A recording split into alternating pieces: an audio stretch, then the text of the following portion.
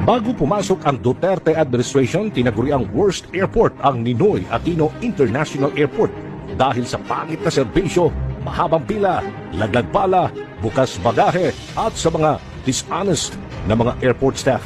Problema din sa mga pantalan at maging sa mga tren at riles ang malaking problema ang sumalubong kay Department of Transportation Secretary Arthur Tugade.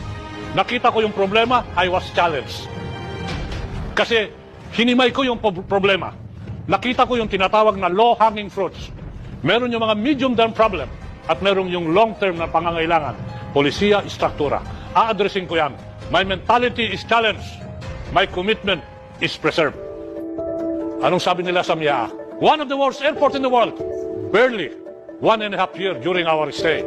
What used to be one of the worst in the world became, per Skytrax, one of the most improved airport in the world. Now, anyone can travel, local or foreign, is smooth and comfortable sa MIA at sa mga ibang paliparan. That is a low-hanging fruit. Halimbawa sa aviation, alam mo ba yung radar ho natin noon? 3 lang.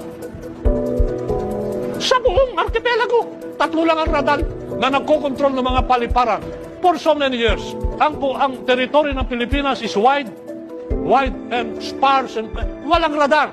As we speak today, addressing the requirement of security, meron na ho tayong additional 10 radars, naging 13 yung radars, meron ka pang satellite communication na itinayo yan, na kung saan mamomonitor mo yung punctuality ng lipad ng mga aeroplanong palabas at papasok. Mamomonitor mo yung identity ng mga aeroplanong lumilipad sa himpapawid ng Republika ng Pilipinas. Ayon sa summary ng DOTR Kaap Airport Project, 121 project completed, 114 ongoing, and 75 project ang under procurement.